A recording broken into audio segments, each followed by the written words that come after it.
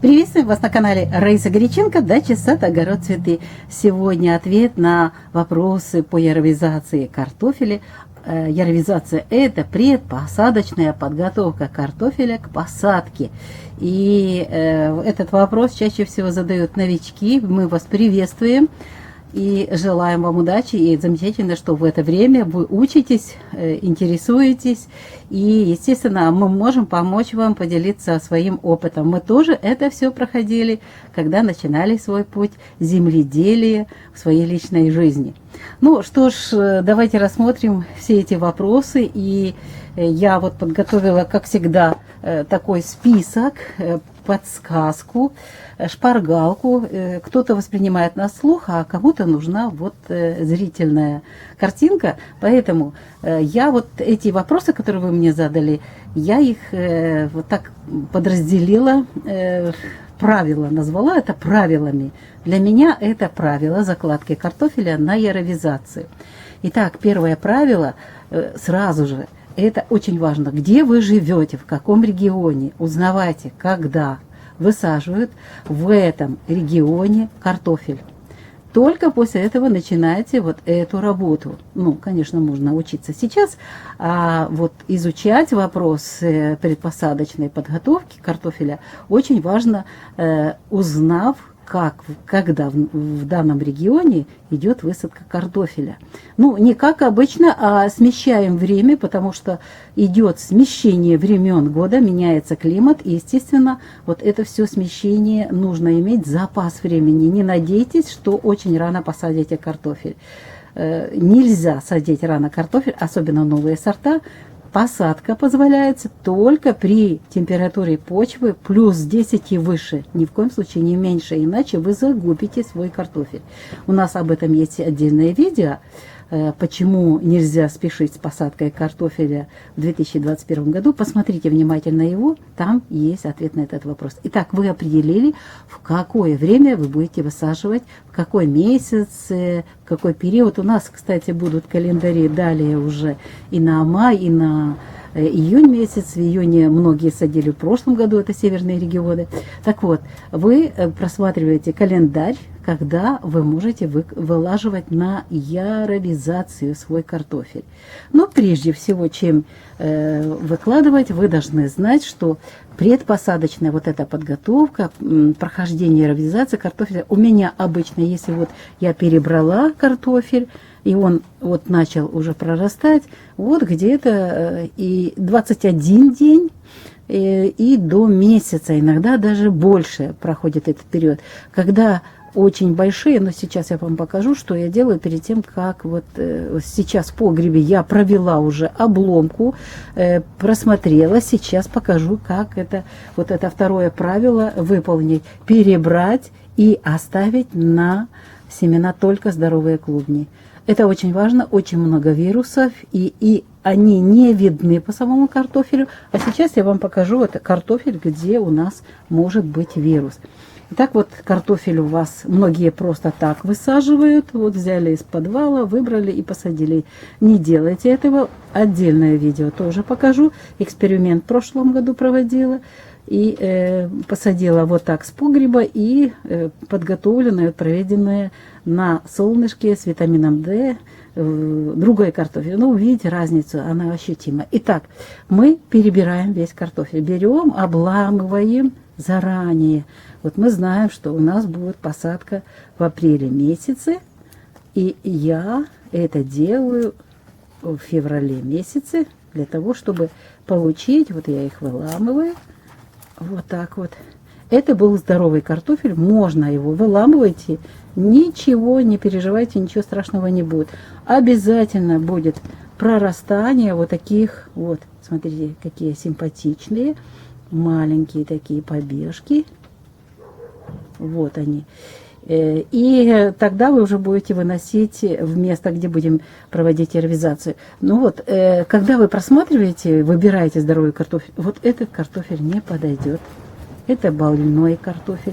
Вот где тоненькие вот такие росточки, если вы видите тонкие росточки, не используйте их. У меня тут еще один, по-моему, есть. этот хороший. Ну, очень мало вот такого у меня картофеля, но вот есть, попадаются очень тонкие. Это картофель поражен вирусами. Неважно, как этот вирус называется, но вот такое время сейчас, что во время роста картофеля некоторые кусты вот поражаются, на них садятся различные мелкие насекомые, которые пьют сок, а они были где-то до этого пили сок на зараженном растении, это и дикие растения, и томаты, посленовые, они заражают. И картофель, получается, вот он, с него урожай не получите. Будет, во-первых, очень слабое растение вот с такого больного картофеля, ну и урожай, там горох может получиться, и все. Нет ли, зачем, какой смысл вот такой картофель высаживать, если вы не получите урожай? Мы высаживаем картофель для того, чтобы получить хороший урожай. Итак, все с мелкими, просто выламываете, его можно есть, этот картофель, он годится для того, чтобы употреблять пищу, он идет на питание, а вот хорошие картофелины мы, естественно, отбираем и обламываем. И еще очень важный момент, новые сорта, будьте внимательны, я когда вот недавно просматривала, снова же очень много интересной информации о картофеле именно заграничной. И там вот, если включить переводчик Google, именно иностранный, потому что наши все не переводят и не рассказывают. Так вот, я нашла очень много интересной информации о том, что в Германии, Голландии высаживают не мелкий картофель, как мы привыкли раньше это делать, а вот эти новые сорта должен быть вот средний картофель, вот только тогда он дает хороший результат. Вот такие вот картофельные, ну, иногда у меня попадаются там мелковатые, вот если очень хорошие побежки такие, здоровые, тогда я его оставляю. Но в основном у них идет средний картофель, вот так на ладошку, видите, как он вмещается, есть чуть-чуть больше. Вот этот картофель здоровый мы весь выкладываем, перебираем и выкладываем. Ну, у меня место яровизации, смотрите, третье правило, место яровизации с витамином D, пишу витамин D. Что это такое? У меня теплица есть для этого. А родители когда-то просто-напросто перебирали снова же весь картофель и в один слой под кровать это все укладывала. Конечно, запах был в спальне, очень интересный, но выбирали комнаты или же это хозяйственное помещение, где тепло, там топили даже печку, протапливали, но там было много света. Свет не занавешивали, а наоборот создавали свет. И когда теплые дни были, они выносили вот ящики, если в ящиках в хозяйственном помещении, выносили потом уже на улицу, потому что, ну, в доме не будешь ты каждый раз выбирать, и под кроватью вылазить и забирать. Но они получали довольно-таки зелененькие. И так вот, вы должны рассчитывать себе от 3 недель до 45 дней, до 40 дней. У вас вот картофель будет лежать, вот будет нарастать вот эти росточки. Вот они у меня, росточки такие наросли, это я специально заранее ящичек такой подготовила, чтобы вам показать. И лучше они пусть будут меньшими. Вот я их снова, конечно, занесу в погреб, потому что сейчас еще рано высаживать картофель и проводить яровизацию. Мы это делать будем аж в марте месяце, вторая половина, даже, да, конец февраля, в марте месяце. Март и в апреле высаживать, в апреле даже заморозки в прошлом году были, и в этом году и дальше смещение идет, поэтому март месяц, в хороший благоприятный день, есть у нас календарь для закладки на яровизацию в марте месяце, посмотрите внимательно, то, что вам подойдет, выберите себе. Итак, место яровизации у нас, где можно получить картофелю вот этот витамин D. Витамин D это солнечная закалка, это вот это зеленение, это солнце. Вот эта солнечная закалка дает возможность, ну, во-первых, закаляется растение и устойчивость против грибковых заболеваний. Вот это фиолетовый цвет, они более крепкие растения. У нас есть видео, посвященное в плейлисте картофель, там есть, вы видите, какой картофель мы выращиваем. Далее, очень важный момент. Перед тем, как выкладывать картофель, еще одно правило – обработка картофеля. Так как это холодно еще и биопрепараты не работают, ну, кроме фитоспорина, но снова же мы будем на солнце держать, поэтому он не будет так долго работать. А вот марганцовка, это доступный препарат. Марганец практически даже сейчас без рецепта можно купить в интернете. Нет проблем, сейчас это все доступно. Вот. И раствор делаем чуть-чуть темнее. Он должен быть не светлым, а чуть-чуть темнее. Этот не сильно темный, средний вот где-то такой цвет раствора марганцовки. И заливаем на минуту-две вот миску, где мы будем вот перед тем, как выкладывать вот этот картофель. Он должен постоять. И у меня вот картофель перед тем, как осенью я выкапываю, мою и перебираю, тоже он прошел уже марганец. Дело в том, что марганец впитывается, и он не влияет, он не будет воздействовать на растения, но просто даже вот эти росточки не так будут быстро расти, и это очень хорошо, когда высаживаешь росточки уже такие темные, фиолетовые, маленькие, и они тогда более крепкие и очень хорошие, шикарные такие растения вырастают.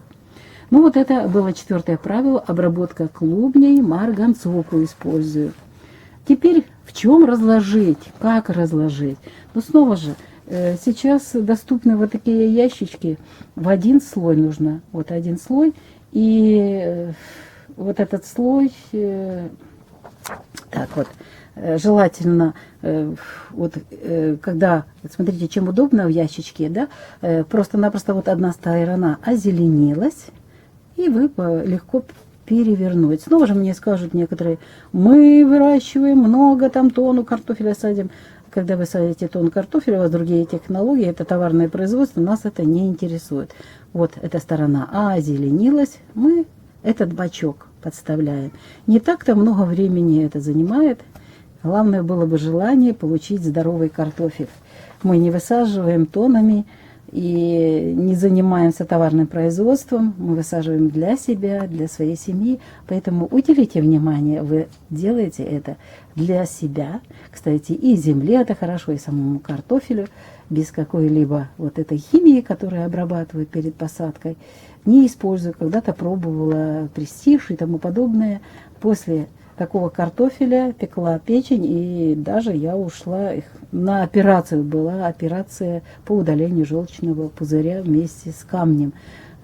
Вот именно это мне дало последний вот этот толчок, когда попала на операцию, вот этот картофель не смогла. И потом после операции тоже этот картофель очень сложно было есть, он вызывал не очень хорошие ощущения. Так что прежде чем использовать химию, хорошенько подумайте, для чего вы выращиваете картофель. А я не рекомендую, ни в коем случае не рекомендую высаживать товарный, химичить для продажи. Выращивайте для себя. И этот картофель должен быть экологически чистый. И не только для себя, но и для земли. Земля тоже хочет быть здоровой. Ну вот какой картофель на посадку выбирать, я вам рассказала. Ну и благоприятные дни для начала аэровизации. Это очень важно. Календарь есть. Просто буквально несколько слов. Я перепробовала разные варианты для закладки картофеля на аэровизацию.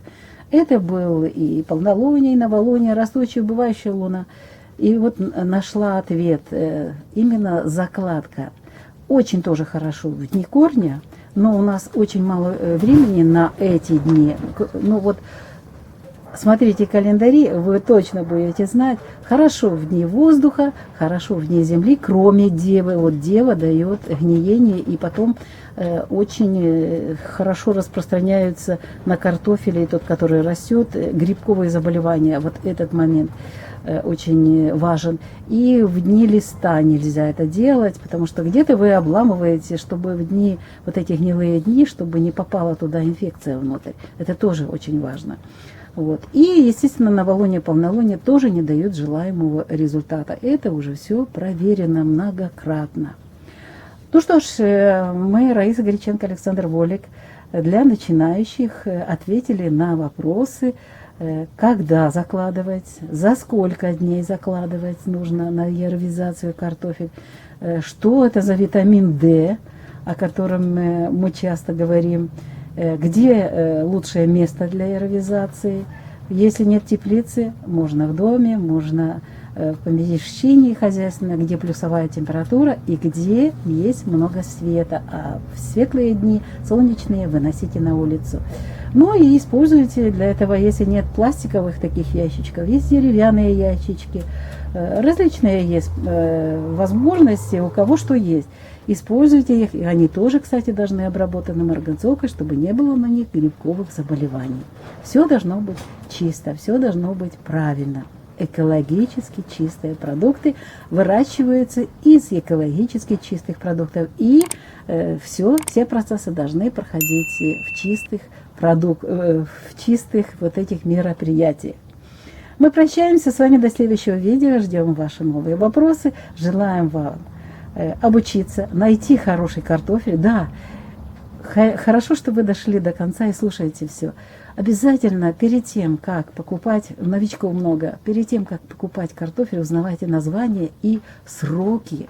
Обязательно сроки вегетации. Если это поздний картофель, не делайте этого. В прошлом году у нас один знакомый купил картофель, которому нужно 140 дней.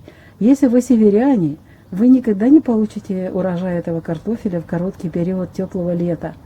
А лето будет короткое, погода будет дальше, мини-ледниковый период не отменялся, циклы эти идут, и земля их проходит, никуда от этого не денемся, поэтому короткие периоды, это значит ранние сорта картофеля, или в крайнем случае это юг и средняя полоса, это средние ранние сорта картофеля. Всего вам самого доброго, удачной подготовки и удачного, хорошего, урожайного на картофель 2021 года.